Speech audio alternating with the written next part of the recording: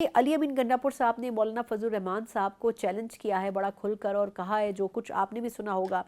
अब बज़ाहिर तो मौलाना साहब के भाई जो हैं ज़ियाउर रहमान साहब, उन्होंने इस चैलेंज को कबूल किया है, लेकिन आप समझते हैं क्या ज़रूरत पेश आई थी गंडापुर साहब को इस किस्म के चैलेंज की? वो शायद उनको अपने डूबते जाने का एहसास है अपनी पार्टी के अंदर भी, क्योंकि उनकी पार्टी के अंदर भी सवालात पैदा हो गए हैं, बल्कि सवालात पहले से पैदा थे कि वो अपने वर्कर्स को छोड़ के गायब हो जाते थे, वर्कर्स बेचारे जो है ना मारे जाते और ये जो है ना 10-12 इजलास जो है क्रॉस करके अपने दारुल खिलाफे में पहुंच जाते थे। तो अब भी जो है ना वो इमरान खान जो है 5 अगस्त तक डेडलाइन दे रहे थे, ये 90 डेज उसको जो है इनलार्ज कर दिया उन्होंने। तो ये इस तरह की बातें जो है ना उसको हम हाईलाइट कर रहे थे, तो मेरा ख्याल है इस बात से ज़्यादा तकलीफ पहुंची है। बाकी तो पसंद नापसंद जो है वो इंसानी रवैये हैं, कोई किसी को पसंद करता है तो भी ठीक है, नहीं करता तो भी उसकी मर्जी है। उसके ऊपर तो उनको नाखुश नहीं होना चाहिए। सर, आपकी जमात की तरफ से पहले भी ये कहा गया कि जो संजीदा सियासत है वो बातचीत के थ्रू होनी चाहिए, और बज़ाहिर ये तमाम इस किस्म के बयानात जो हैं ये सियासी टेम्परेचर को बढ़ाते हैं। फिर आप क्या समझते हैं कि इस पूरे चैलेंज के पीछे कोई सियासी मकसद हो सकता है, शोबदेबाजी हो सकती है, या फिर मसाइल की तरफ से तवज्जो हटाने की एक कोशिश हो सकती है? उनको हमसे तो कुछ हासिल नहीं हो सकेगा। 2 चीज़ें उन्होंने लूज़ की हैं। देखिए इस वक़्त एक तो सेनेट इलेक्शन है वो सर पे है, और सेनेट इलेक्शन में जो है वो पार्टीज़ आपस में बात करती हैं, और आज तक हम ओपन हैं। हमने किसी के साथ बात फाइनल नहीं की, बात मुकाई नहीं है। तो सेनेट इलेक्शन में कोई बात ऐसी तय हो सकती थी कि दोनों पार्टियों के मफाद में होता। दूसरी बात ये कि उनकी हुकूमत जो एट स्टेक है, उसके बचाने के लिए जो है वो कोई हाथ पाँव मार सकते थे कि भाई शायद मुमकिन है कि कोई उनके लिए नरम गोशा पैदा कर ही लेती। तीसरी ये कि वो तहरीक में जा रहे हैं, तो उनको ये खतरा अगर था कि जेयूआई कहीं शरीक ना हो जाए, तो उस खतरे का उन्होंने अच्छी तरह सद्भाव किया। जेयूआई जो है वो और पीटीआई दूर दूर रहेंगे, और जो उनकी चाहत है कि पीटीआई और जेयूआई इकट्ठे ना हो या किसी और के लिए कोई खतरा ना पैदा हो जाए, वो यकीनन उसमें कामयाब रहे। ये भी फरमाएगा कि अली अमीन गंडापुर साहब की हुकूमत हटाने के हवाले से बहुत सी चहमगोइयाँ हो रही हैं, और कहा यह जा रहा है कि इसके ऊपर फैसल करीम कुंडी साहब बड़े एक्टिव हैं, मौलाना साहब बड़े एक्टिव हैं, ख़ुद आपकी अपनी जमात के सरबराह हैं परवेज़ खटक साहब, और इसके अलावा अमीर मुकाम साहब भी इसमें काफ़ी रोल अदा कर रहे हैं मुशावरत की बुनियाद के ऊपर। आपको लगता है कि इतना सादा होगा ये मामला जब उनकी तरफ से हलफ लिए गए हैं अपने लोगों से? क्या उनकी हुकूमत को इस तरह हटाया जा सकता है? सियासत तो वो वैसे ही छोड़ देंगे, वो तो ये इस तरह की बातें वो करते रहते हैं, आईएमएफ से कर्ज ले लेंगे, ये करेंगे, वो करेंगे, फलां कौम का वालिद हुआ करता था, इस तरह की बातें तो उनके वो आती रहती हैं उनकी पार्टी की तरफ से। तो अब वो 90 डेज वो कहते हैं कि अगर इसमें ना हुआ तो सियासत छोड़ देंगे। 90 डेज इसी तरह से होंगे, और ये आप देख लें 90 डेज भी गुजर जाएंगे और वही सारा कुछ करते भी नजर आएंगे। वो अब मेरा ख्याल है कि उनको जो है कोई हाथ पाँव मारने की अपने पार्टी के अंदर जो है वो ज़्यादा ज़रूरत पेश आ रही है।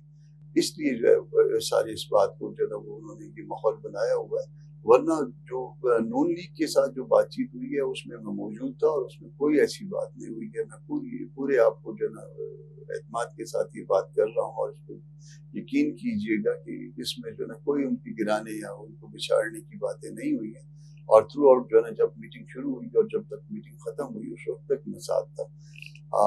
नून का तो मैंने आपको बता दिया, पाकिस्तान पीपल्स पार्टी के साथ उस वक्त मैं मौजूद नहीं था, या बाद में पेशावर में क्या बात हुई है वो मैं मौजूद नहीं था। मगर वहाँ पे भी मौलाना ने कहा कि नाम गिराने के उसमें अमल में जो नाम हमारी कोई ख्वाहिश है। हाँ, अगर वो पीटीआई अक्सरियती पार्टी के अंदर अपना पार्लिमानी लीडर चेंज करे तो हम उसका खैर मकदम कर सकते हैं। खैर मकदम इसलिए कर सकते हैं कि ये शख्स जो है वो हमारे लिए पसंदीदा नहीं है। जब कोई पसंदीदा ना हो तो उसकी जगह पे कोई आ जाए, तो वो उस बात को आदमी इंसानी नेचर है पसंद करता है। तो इसमें तो कोई खास बात नहीं है। लेकिन ये फरमाएगा कि अगर ये तहरीक गंडापुर साहब के खिलाफ कामयाब हो जाती है तो इसके सियासी असरात क्या होंगे सूबे पे, और दूसरा जेवाई फेस से किस हद तक फ़ायदा उठाना चाहेगी? अगर सीएम को तब्दील कर लिया जाए तो एक जो सबसे अच्छा काम हो जाएगा वो जो करप्शन है, वो जो बिलियंस के मामला जो है ना जिनकी गूंज जो है ना वो हर तरफ सुनाई दे रही है, वो तो मेरा ख्याल है रुक जाएंगे। वो उनकी पार्टी के अंदर भी ये मामला आ रहे हैं, और ये मैंने अपनी जिंदगी में पहली दफा सुना है कि अभी तक कोई कॉन्ट्रैक्ट अवार्ड नहीं हुआ, कोई ऐसा काम नहीं है, कोई प्रोजेक्ट नहीं है, और पैसे जो है ना वो रिलीज होते जा रहे हैं गवर्नमेंट के खजाने से। ये ऐसा कभी नहीं हुआ। आपने एक आध करप्शन की दास्तान जो है वो उसमें कॉग्निजेंस भी ले लिया है नैब ने। तो ये सारा कुछ जो है इनके जो है ना इनकी बरकत है और वो बरकत शायद ख़त्म हो जाए तो सूबे का कोई जो ना भला हो। सर थोड़ा सा एहतजाजी तहरीक के हवाले से भी जानना चाहूँगी। खैबर पख्तूनख्वा की हुकूमत और ख़ुद ओवरऑल पूरी PTI की तरफ से मुख्तलिफ डेडलाइंस दी गई हैं एहतजाजी तहरीक के लिए।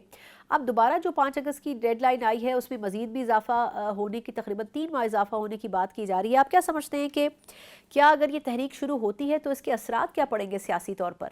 शुरू देखिए उसको जाके इन्होंने पंजाब से जो ना बात की है ये तहरीक शुरू करने की, और इससे पहले जो उन्होंने 2 मोर्स उठाने की कोशिश की है जिसमें उनके लोग मरे भी हैं एक में, उसमें जो है वो भी उसमें भी पंजाब से कोई दोष नहीं आया था। पंजाब से जो है वो तहरीकें जब भी उठी हैं मज़हब के नाम पे तो हो सकती हैं, मगर इसके अलावा जो है मूवमेंट उठती नहीं है, और ये पंजाब में ये मौसम ही नहीं है तहरीक चलाने का।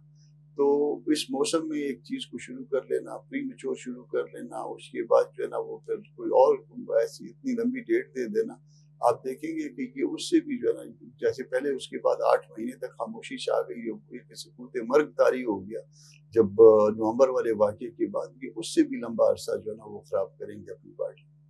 ये भी फरमाएगा कि सेनेट की 11 नशस्तों के लिए खैबर पख्तूनख्वा में इस वक्त जो वोटों का जोड़ तोड़ चल रहा है और जिस तरीके से पैसों का बाजार गर्म है, आप समझते हैं कि सियासी जमातें, अपोजिशन की जमातें भी इससे भरपूर फ़ायदा उठा रही हैं? और ख़ुद आपको क्या लगता है कि पाकिस्तान तहरीक इंसाफ कितनी सीटें प्रिजर्व कर सकेगी?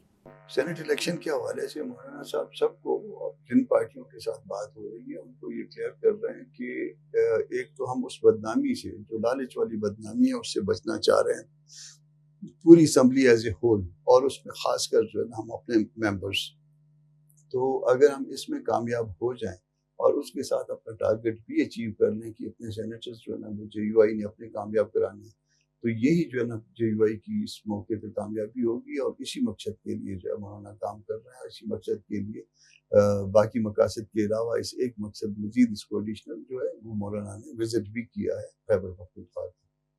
आखिर में फरमाइएगा सर कि आपके ख्याल में ये जो पूरी एहतजाजी तहरीक शुरू होने की बात हो रही है, इसका बुनियादी मकसद आपको क्या लगता है? अदलिया के ऊपर दबाव डालना, वफाकी हुकूमत के ऊपर दबाव डालना, या फिर सिर्फ अपनी एहतजाजी तहरीक को मोमेंटम देना बुनियादी मकसद है PTI का? ये तो इस तरह की बातें जो है, ये इस तरह की तहरीकें डबल एज हुआ करती हैं। दबाव डाल सकती हैं, या वो दबाव जो है ना अगर कोई हो तो वो भी ख़त्म हो जाता है बाज़ औक़ात।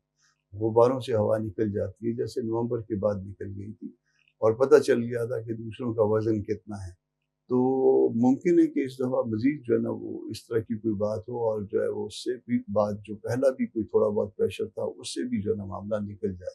बाकी जहाँ तक खान साहब के बेटों का आने का ताल्लुक है, मुलाकात के लिए आएँगे तो 100 दफ़ा आएँगे, और अगर वो पाकिस्तानी शहरी हैं तो पाकिस्तान में पॉलिटिक्स भी कर सकते हैं। पाकिस्तान में दस्तूर के मुताबिक जो फंडामेंटल राइट्स हैं जिसमें एक एहतजाज का भी हक शामिल है, वो भी कर सकते हैं।